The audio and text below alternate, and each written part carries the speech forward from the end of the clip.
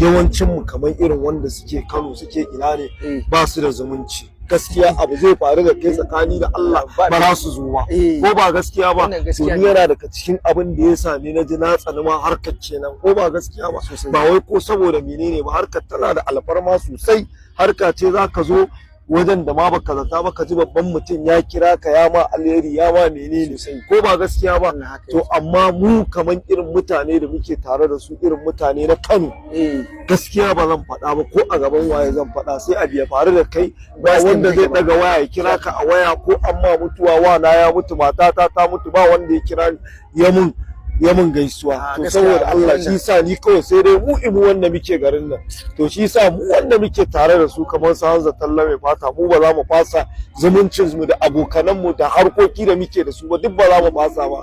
Amma duk wani bako da yake kamar Kano, abu zai faru da kai ba zai sai ya nuna ma, sai ka kira wayar shi ma ya nuna. Shi sa ni a yanzu yan fim ba ni da wanda nake da lambar sa, ba wani wanda nake da lambar sa, saboda yanzu mutum zai kira ka, muna harka da shi tsakani da Allah, zaka kira wayar shi sai ya kiya daga ma. To na menene? An haife ni a Jos, menene kuma zai sa ni ina ta wani roshin akan wani, ina kiran wani, na menene wannan abun?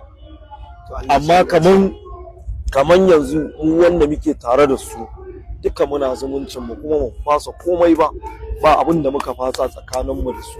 Yawa kuma mu masoyan mu da suka rade ba su ji mu ba, muna musu fatan alkhairi. Yawa nagode, Allah ya saka da alkhairi.